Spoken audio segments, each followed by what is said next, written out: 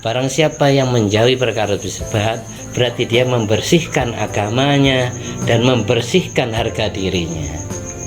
Amanittaqas syubhat faqad istabra li dini wa irdi. Menyebar meskipun sepele, kita makan barang yang haram 1000 ya, nyuri uang 1000 terus dibuat beli permen atau es ya, masuk ke perut kita, ikut aliran darah, jalan mulai ujung rambut sampai kaki, semuanya tercemari gara-gara perut maksiat. Di situ bahaya. Makanya Nabi berpesan, dak ma yaribuka ila ma la yaribuka. Jauhi yang membuat hatimu ragu-ragu, berpindahlah kepada sesuatu yang membuat hatimu yakin.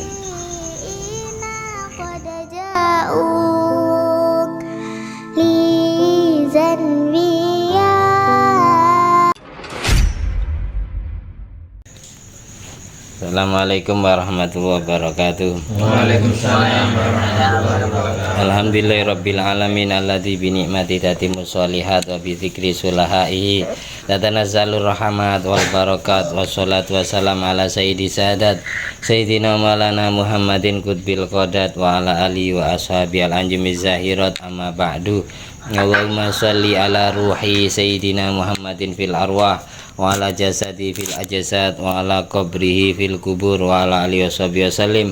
Rabbi syrah li sadri wa yassir li amri wa hlul 'uqdatan min lisani yafqahu qawli. Rabbi zidni ilma warzuqni fahma. Allahumma aftah alaina futuhal arifin waj'alna khalisatan liwajhikal karim. Allahumma rzuqna fahman nabiyyin wa ilhamal malaikatil muqarrabin. Allahumma nawwir qulubana binuri hidayatika kama nawwartal arda binuri syamsika. Rabbana anfa'na bima 'allamtana. Rabbi 'allimna alladhi yanfa'una. Rabbi faqihna wa faqih ahlana wa qarabatin wa ashabin lana fi dinina. Allahumma inna na'udzubika min ilmin la yanfa' wa qalbin la yakhsha wa amalin la yurfa' wa du'ain la yusma'. Ya Allah, lindungi kami semua dari mempunyai ilmu yang tidak bermanfaat, dari mempunyai hati yang tidak bisa khusyuk, dari mempunyai amal ibadah yang tidak kau terima, dan dari mempunyai doa yang tidak mustajab. Allahumma sholli ala ruhi sayyidina Muhammadin fil arwah wa ala jasadi fil ajsad wa ala qabri fil kubur wa ala alihi wasallim. Allahumma sholli ala sayyidina Muhammadin wa ala ali sayyidina Muhammad ma'danil judi wal karam manba'il ilmi wal hilmi wal hikami wa barik wa sallim. Alhamdulillahirabbil alamin. Bismillahirrahmanirrahim. Sampai di hadis yang ke-21. Bismillahirrahmanirrahim. Qala Rasulullah sallallahu alaihi wa alihi wasallam, da'ma yaribuka ila ma la yaribuka. Da'ma yaribuka ila ma la yaribuka. Hadisun sahihun rawahu Ahmad wan Nasaiyu wat Tirmidzi radhiyallahu anhum. Hadis yang ke-21 dari 40 hadis yang akan kita baca sampai di hadis riwayat Imam Ahmad bin Hambal, Imam Nasai dan Imam Tirmidzi yang berbunyi, Rasulullah SAW pernah bersabda, pernah pesan kepada umatnya, dakma yaribuka ila ma la yaribuka. Dak, jauhilah ma yaribuka, segala sesuatu yang membuat hatimu ragu-ragu. Jauhi sesuatu yang meragukan hatimu. Ila ma la yaribuka, berpindahlah kepada sesuatu yang tidak meragukan hatimu. Jadi dalam segala hal ini sangat lengkap ini, karena bahasanya pakai ma, sesuatu. Dalam urusan apa saja, sesuatu yang meragukan hati kita itu jangan dikerjakan. Kita milih yang yakin, sesuatu yang yakin benarnya, yakin halalnya, yakin bolehnya. Kalau memang kita awam ya, tidak tahu hukum ya, ingin melakukan sesuatu, ingin bertindak, melakukan sesuatu terus kita ragu-ragu, yang saya lakukan ini benar apa salah ya, boleh apa tidak ya. Kita mending milih yang tidak boleh, sebagai hati-hati kita, sebagai simbol dari sifat warok kita. Warok itu apa? Warok itu tarkuma kana yakina halalin makhofatal wuku fil haram, menjauhi sesuatu yang diyakini halal karena khawatir terjerumus kepada yang haram, itu namanya warok. Menjauhi yang diyakini halal karena takut terjerumus kepada yang haram, itu namanya warok. Warok itu bahasa Arab wau ro ain, artinya kerekso, terjaga, melindungi diri dari terjerumus kepada yang haram dengan cara meninggalkan yang diyakini halal. Kayak kita nemu makanan di tempat kita, di rumah kita ini, kalau memang ragu-ragu ini punya siapa, punya istri saya, punya anak saya, punya teman saya, nggak ketemu. Kalau memang di dalam rumah itu kan yakin. Tapi kalau orang warok tetap dijauhi sampai jelas siapa pemiliknya, sampai jelas, baru nanti minta izin atau dikonsumsi dulu kalau memang meyakinkan. Biasanya istri saya beli rambutan tapi orangnya dicari tidak ada, sedang ke kamar mandi, ke toilet, atau lagi ke warung, ditunggu. Misal kita makan dulu, tapi memang kebiasaannya beli rambutan jam segitu, boleh kita langsung konsumsi. Nanti setelah orangnya datang baru minta ridhonya. Tapi kalau di teras rumah nemunya bingkisan itu tadi ya, maka ketika hati kita was-was, ragu-ragu, ini halal apa ndak, ada orang sodako siri mungkin ndak pingin ketahuan. Takutnya bukan orang sodako siri kalau di teras rumah, orang nitip nitip sesuatu ditaruh di depan rumah karena kita ndak ada ya. Orangnya pergi dulu karena terburu-buru mau beli pulsa atau bensin atau kayak gitu. Ini jangan langsung dinikmati, jangan langsung dikonsumsi. Makanya Rasulullah pesan dakma yaribuka, jauhi yang meragukan hatimu, ilama la yaribuka, berpindahlah kepada sesuatu yang tidak meragukan hatimu. Berpindahlah kepada sesuatu yang membuat hatimu yakin halal kita kerjakan. Jadi orang warok itu bukan menjauhi yang haram, bukan. Orang warok itu menjauhi yang halal karena takut terjerumus kepada yang haram. Innal halal bayyinun wal haram bayyinun wa bainahuma umurun mustabihatun la ya'lamuhunna katsirun minan nas. Urusan yang halal itu jelas, yang haram itu juga jelas. Yang tidak jelas itu antara halal dengan yang haram. Itu ada sesuatu yang remang-remang, yang istilahnya perkara yang syubhat, perkara yang serupa, tidak jelas status halalnya, tidak jelas status haram. Itu namanya la ya'lamuhunna katsirun minan nas. Banyak orang tidak tahu tentang perkara syubhat. Waman waqa'a fi syubhat waqa'a fil haram. Barang siapa yang terjerumus ke dalam yang remang-remang, yang serupa, yang syubhat, maka dia terjerumus kepada yang haram. Wa man ittaqa syubhat faqad istabra'a li dinihi wa irdihi. Barang siapa yang menjauhi perkara syubhat, perkara yang remang-remang, maka berarti dia membersihkan agamanya dan membersihkan harga dirinya. Karra'i yar'a haulal hima yushiku ayyar ta'afi. Sama seperti orang cari rumput di sekitar bumi larangan yang dilarang oleh pemerintah. Semisal ada bumi dibunteri ini sama pemerintah, yang ini milik pemerintah, dan di sini banyak rumputnya di dalam bumi larangan, dibatasi tapi tidak dipagari, cuma dibatasi pakai tali atau paku kayu.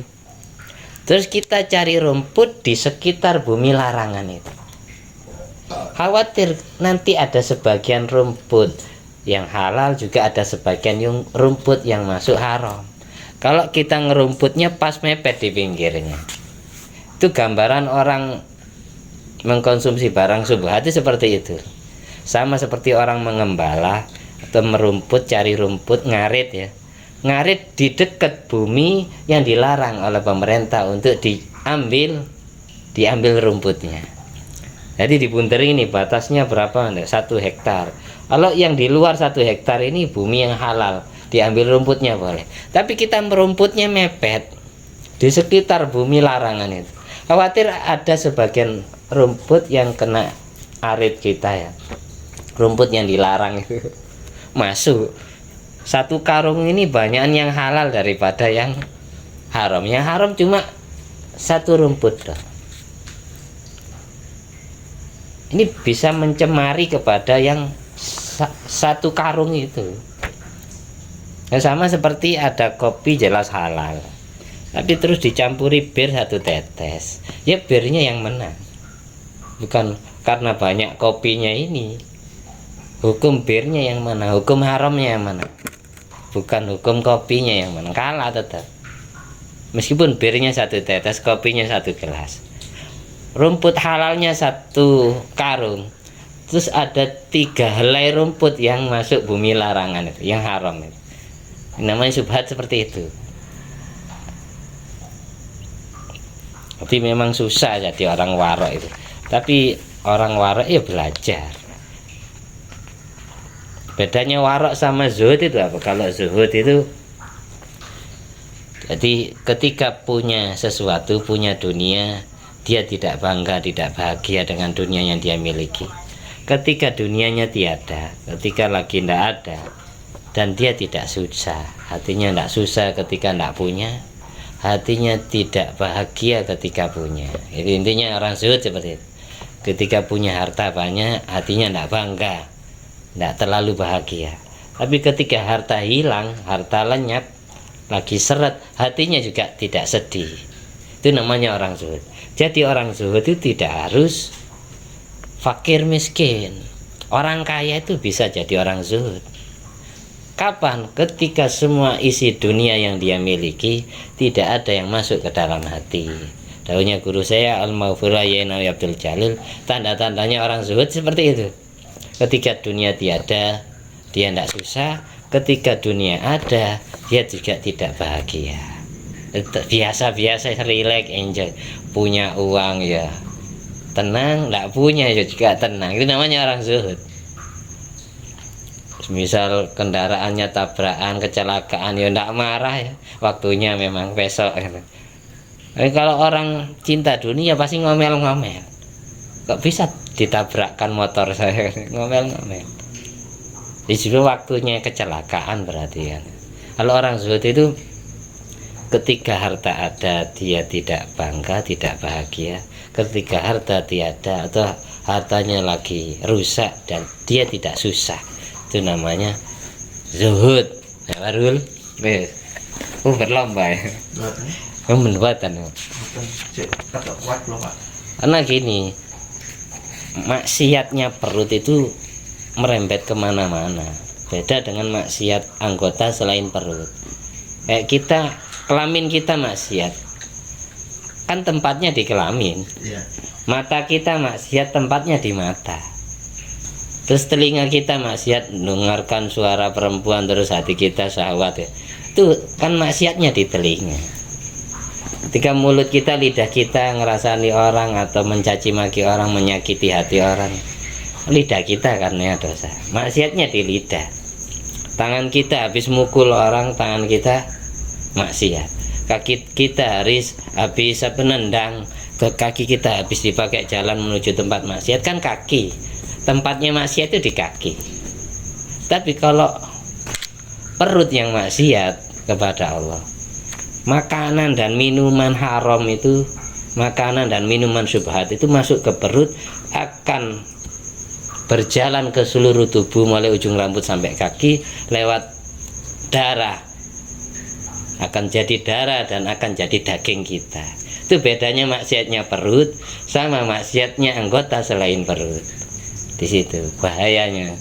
Makanya di sini sampai barang siapa yang menjauhi perkara syubhat, berarti dia membersihkan agamanya dan membersihkan harga dirinya. Manitaqa syubhat faqad istabra alidini wa irdi. Menyebar meskipun sepele, Kita makan barang yang haram 1.000 ya. Nyuri uang 1.000 terus dibuat beli permen atau es ya. Masuk ke perut kita. Ikut aliran darah, jalan mulai ujung rambut sampai kaki. Semuanya tercemari gara-gara perut maksiat. Di situ bahaya. Makanya Nabi berpesan, dak mayari buka ilama layari buka. Jauhi yang membuat hatimu ragu-ragu, berpindahlah kepada sesuatu yang membuat hatimu yakin. Itu. Utruk nadban ma tasyukku fi hilli.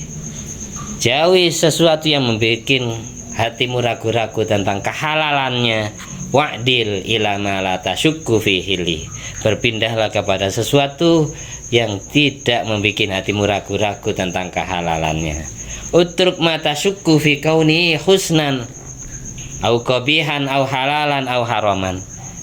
Jauhi sesuatu yang membuat hatimu ragu-ragu apakah sesuatu itu baik ataukah jelek, apakah halal, apakah haram. Tapi kita ragu-ragu, tidak jelas statusnya. Wa'dul ilama la syakka fihi. Berpindahlah sesuatu yang kamu yakini kalau sesuatu itu baik, sesuatu itu halal. Mata yakonat husnuhu wahilluhu. Seperti itu. Mudah-mudahan bermanfaat meskipun sedikit. Amin. Sedikit. Insyaallah pertemuan yang akan datang kita ziarah.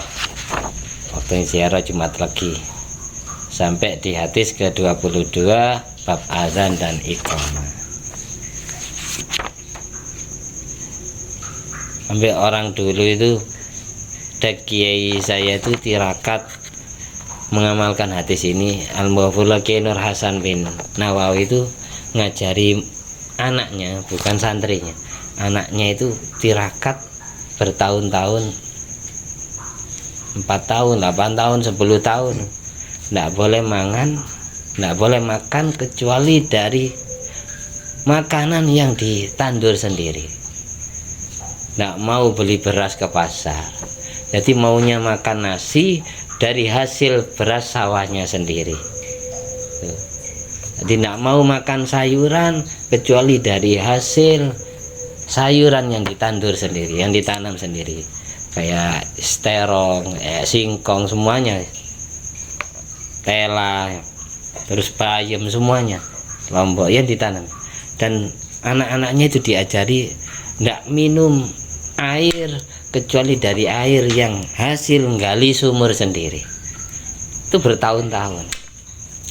Satu anak itu bisa 14 tahun, bisa 8 tahun, ada yang 4 tahun, seperti itu. Jadi tidak pernah ya beli-beli di pasar, tidak pernah. Asli dapatnya nandur sendiri. Seperti pengasuh yang sekarang itu di masa mudanya pernah melakukan itu. Karena orangnya masih hidup, nah saya sebut namanya. Saya sebut nama abahnya saja, Kiai Nur Hasan bin Nawawi. Nur Hasan bin Nawawi ini setiap hari Jumatnya tidak pernah di Sidagiri, tapi Jumatannya ada di Masjidil Haram, langsung di Mekah. Sebagai bukti kalau ternyata setiap Jumat beliau Jumatan di sana. 2 Jumat sesudah beliau wafat, keluarga beliau kedatangan teman-teman beliau dari sana, dari Timur Tengah. Kok sudah 2 Jumat tidak ketemu? Biasanya sholat bareng di Masjidil Haram. Ternyata absen, ternyata beliau sudah wafat, dapat 2 Jumat 2 pekan. Dari situ kemudian keluarganya tahu. Jangankan anak, jangankan santri-santri, orang lain, istrinya pun tidak pernah tahu kalau suaminya setiap hari Jumat itu Jumatan di Masjidil Haram. Dan saksinya orang-orang yang Jumatan dengan beliau yang ketemu di Masjidil Haram itu saksi-saksi, saksi mata. Kok sudah absen 2 Jumat kok enggak Jumatan lagi di sini? Itu Kiai Nur Hasan bin Nawawi. Seperti itu tirakat ngamalkan hadis dak mayaribu ka ila malayaribu. Sampai punya karomah bisa toyul arti, melipat bumi. Berarti setiap hari Jumat itu tidak pernah Jumatan di rumahnya sendiri. 2 yang saya jumpai itu ada Al-Mafula Ya Hasani. Kalau Ya Hasani Nawawi saya nututi deh. Memang saya tidak pernah lihat ya. beliau sholat Jumat di pondok. Tapi santri-santri yang umroh, santri-santri yang haji ketemu beliau di sana di Masjidil Haram setiap hari Jumat. Tapi ada yang lebih karomahnya lebih, kayak Syekh Hasan Al Basri. Dalam kitab Jami'u Karomatil Aulia, Syekh Hasan Al Basri ini selama arba'ina sana, selama 40 tahun bukan hanya sholat Jumat yang Jumatannya di Masjidil Haram, tapi 5 waktu. 5 waktu sholatnya selalu di Masjidil Haram. Syekh Hasan Al Basri, ulama dari kota Basra, Irak. Basra, Irak. Syekh Hasan Al Basri. Makanya kalau perjalanan kita terburu-buru, pingin cepat sampai, kita tawasul ke Syekh Hasan Al Basri. Al-Fatihah biniyati liridha ilahi ta'ala wa ala syafaati Nabi Muhammad SAW. Bibarakati karamanya Syekh Hasan Al Basri, ya Allah izinkanlah kendaraan saya atau langkah kaki saya bisa melipat bumi biar cepat nyampe. Kalau sifatnya urgennya, terdesak, kita memang dibutuhkan tenaganya, ya kita Fatihah seperti itu. Fatihah biniyati liridha ilahi ta'ala wa li syafaati Rasulullah sallallahu alaihi wasallam bi barakati karamah Syekh Hasan Al Basri, ya Allah lipatkan bumi untukku. Al-Fatihah baru Bismillahirrahmanirrahim. Bis itu sudah niat melipat bumi. So kendaraan motor kita itu atau mobil kita, kalau memang naik mobil itu cepat, Allah lempit buminya, Allah lempit cepat sampai. Syekh Hasan Al Basri ini tapi normal beliau, normal waktunya ngajar di Basra yang ngajar, tapi kalau waktunya sholat fardu selalu tidak ada di Basra, Irak. Yang ngimami di pondoknya beliau sendiri santri senior atau putranya, dan semua saksinya bukan 1 orang 2 orang, ribuan orang yang menyaksikan Syekh Hasan Al Basri kalau 5 sholat fardu ini selalu Jumat, selalu sholat di Masjidil Haram. Banyak, makanya viral itu.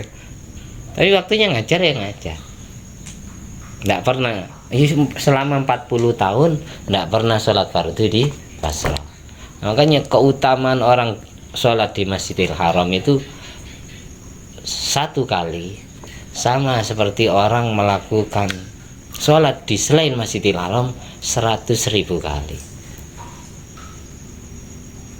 Kalau di Masjid Nabawi kan 1.500.000 ya.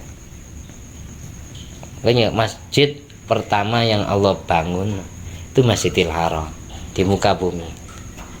Inna awwala baitin wudi'a lin-nas lalladzi bi Bakkata mubarakah. Masjid pertama yang Allah buat untuk manusia di muka bumi adalah Masjidil Haram. Makanya sebelum Kanjeng Nabi lahir sudah ada Masjidil Haram. Makanya ada kisah tentara gajah, tentara fil yang disebutkan di surat Al-Fil, ila fi Quraisy ila fi mrihlatas syita'i was-shaif. Nabi lahir hari Senin. 3 hari sebelumnya, 4 hari sebelumnya ada kejadian Al-Fil ini. Tentara gajah yang dipimpin oleh Raja Abraha dari negeri Oman. Kalau sekarang ya Oman, Yaman itu. Beliau orang Nasrani, orang Kristen, Raja Abraha sakit hati gara-gara gereja yang beliau bangun yang ada di negeri Oman dan Yaman, gerejanya sebesar Masjidil Haram, itu dikencingi, dikotori sama orang Arab yang bernama Malik bin Kinana. Akhirnya sakit hati, dendam Raja Abraha, berjanji, bersumpah akan menghancurkan Ka'bah. Sudah ditegur sama kakeknya Rasulullah yang bernama Abdul Muthalib, karena kepala suku waktu itu. Raja Abraha tapi pakai etika sopan santun, minta izin mau ngerobohkan Ka'bah kepada kakeknya Rasulullah Abdul Muthalib. Sama Abdul Muthalib begini, kalau jenengan mau menghancurkan orangnya, mau menghukum orangnya Malik bin Kinana ya terserah. Tapi kalau jenengan mau merobohkan Ka'bah, Ka'bah itu punyanya Allah, punyanya Tuhan. Saya angkat tangan. Kesalahan orang segelintir, sebagian, masa yang dihukum semua orang Mekah. Raja Abraha tidak mau menerima nasihat dari kakeknya Rasul Abdul Muthalib waktu itu. Kanjeng Nabi belum lahir. Ya sudah, terserah jenengan. Yang jelas Ka'bah punya Tuhan, punyanya Allah, bukan punya manusia. Terserah. Akhirnya dicoba. Akhirnya Allah ngirim burung raja wali besar-besar itu untuk menghancurkan tentara gajah. Gajah itu jumlahnya berapa? 1000 gajah. Gajah terbesar namanya Gajah Mahmud. Di sini ada yang nama Mahmud, nggak ada kan ya. Jadi kalau nyamai anak jangan bernama Mahmud, namanya gajah. Namanya gajah. Ila fi Quraisy ila fi rihlatash syita'i was-shayf wal ya'budu rabb hadzal bait alladzi at'amahum min ju' wa amanahum min khauf. Sembahlah rabb hadzal bait, Tuhannya Baitullah Ka'bah. Alladzi at'amahum min ju', yang bisa mengenyangkan perut, wa amanahum min khauf, yang bisa mengamankan dari rasa takut. Dulu di Mekah itu pernah krisis moneter, kelaparan selama 4 tahun, selama 7 tahun. Pernah enggak dihujani sama Allah 7 tahun sehingga kelaparan. Terus Nabi doa, karena disuruh oleh orang Quraisy Mekah, akhirnya turun hujan. Berapa hari? 7 hari. Enggak hujan 7 tahun, sekali hujan langsung 7 hari enggak berhenti-berhenti. Akhirnya banjir, overdosis. Makanya dikatakan alladzi at'amau min ju'. Allah adalah Tuhan yang bisa mengenyangkan perut dari lapar. Karena kalau sudah tidak hujan 7 tahun, semua petani gagal panen, semua makanan tidak tumbuh di atas permukaan bumi, sehingga orang yang ada di atas bumi kelaparan, kekeringan, kehausan. Itu makanya ayatnya alladzi at'amau min ju' wa amanau min khauf, yang bisa mengamankan dari rasa takut. Karena semua orang Mekah waktu itu takut kepada Raja Abraha. Lalu Allah amankan Mekah. Allah kirim burung ababil. Arsalna alaihim tayran ababil tarmim bihijaratin min sijil faja'alhum kasfim ma'kul. Setelah mereka, tentara Raja Abraha ini dilempari batu. Dari burung itu bukan hanya burung doang, tapi membawa batu-batu besar. Batu ini ketika mengena mereka, tentara Raja Ababil itu, akhirnya muncul penyakit cacar pertama di atas permukaan bumi. Jadi penyakit cacar pertama yang dialami manusia itu adalah tentara Raja Abraha. Jadi kejadian Al-Fil itu terjadi sebelum Rasulullah lahir. Makanya dalam pujian Rasulullah lahir di Amil Fil, tahun gajah. Yang dimaksud itu kejadian. Demi menghormati kelahiran Nabi, Allah selamatkan kota suci Mekah, Allah selamatkan Masjidil Haram, Allah selamatkan Ka'bah dan orang-orangnya di sekitarnya. Demi menghormati. Jadi terjadinya itu bukan pas Nabi lahir, bukan. Sebelum Nabi lahir, tentara gajah. Jelas ya? Masih ingat saya siapa? Yang Allah beri karamah toyil ardi, melipat bumi. Syekh Hasan Al-Basri. Ini satu-satunya ulama yang pernah melamar Rabi'ah Adawiyah, tapi lamarannya ditolak. Syekh Hasan Al-Basri. Imam Busiri itu pengarang Burda, makamnya di Mesir. Kalau Syekh Hasan Al-Basri makamnya di Basra, Irak. Imam Busiri Muhammad bin Abdul Al-Busiri, makamnya di Mesir. Beda-beda orang, beda era, beda masa. Masanya lebih jauh Syekh Hasan Al-Basri. Karena Syekh Hasan Al-Basri ini tabi'in, langsung ngaji ke sahabat Nabi. Muridnya siapa Syekh Hasan Al-Basri? Muridnya Sayyidina Hasan bin Ali bin Abi Thalib wa bin Fatimah Zahra binti Nabi Muhammad SAW. Syekh Hasan Al-Basri muridnya Sayyidina Hasan. Berarti langsung ngaji ke putune Kanjeng Nabi, pas ke cicitnya Rasulullah, pas Syekh Hasan Al-Basri. Jadi kalau Imam Busiri terlalu jauh. Memang banyak ulama-ulama yang Allah beri toyul arti, tapi beda-beda.